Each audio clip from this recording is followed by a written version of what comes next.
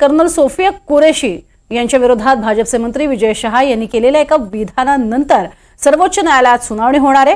काल कोर्टाने विजय शहा यांना खडे बोल सुनावले होते। तुम्ही एक जबाबदार पदावर आहात आणि असं असतानाही तुम्ही अशी वक्तव्य कशी काय करू शकता, असा संतप्त सवाल सरन्यायाधीश गवई यांनी केला होता। आता आज पुन्हा सर्वोच्च न्यायालयात या संदर्भात सुनावणी होणार आहे। आम्ही कुरेशी कुटुंबाच्या मागे ठामपणे उभे राहू। सगळे हक्कात देश त्या मंत्र्याला फक्त मंत्रिपदावरून न काढता त्याच्यावर देशद्रोहाचा गुन्हा दाखल व्हायला पाहिजे।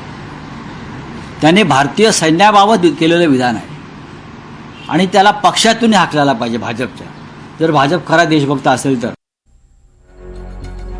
विजय शहा यांच्या या वक्तव्यावरती समाचार घेतलेला आहे संजय राऊत यांनी आणि या संपूर्ण प्रकरणावरती सर्वोच्च न्यायालयाने सुद्धा शहांचे कान टोचलेले आहेत। मात्र अशा स्वरूपाचं माझं विधान नव्हतं असं म्हणत सारवासारव करण्याचा प्रयत्नही शहांनी केलेला आहे आणि सर्वोच्च न्यायालयात दाखल याचिकेला आणि त्या याचिकेच्या विरोधात त्यांनी एक याचिका दाखल केलेली आहे, उपयाचिका आहे त्यांची, आणि त्यावरती सुद्धा सर्वोच्च न्यायालयामध्ये सुनावणी होणार आहे। कर्नल सोफिया कुरेशी यांच्या संदर्भातलं ते वक्तव्य होतं। अर्थातच कुरेशी यांचं कुठेही नाव आलेलं नव्हतं, मात्र पाकिस्तानला अद्दल घडवत असताना त्यांच्या बहिणीलाच पुढे केलं आणि तिच्याच माध्यमातून तुमच्यावर वार केले असं म्हणत कर्नल सोफिया कुरेशी यांचा एक प्रकारे अनुल्लेखानं हा उल्लेख होता आणि म्हणूनच त्यांच्यावरती जोरदार टीका होती।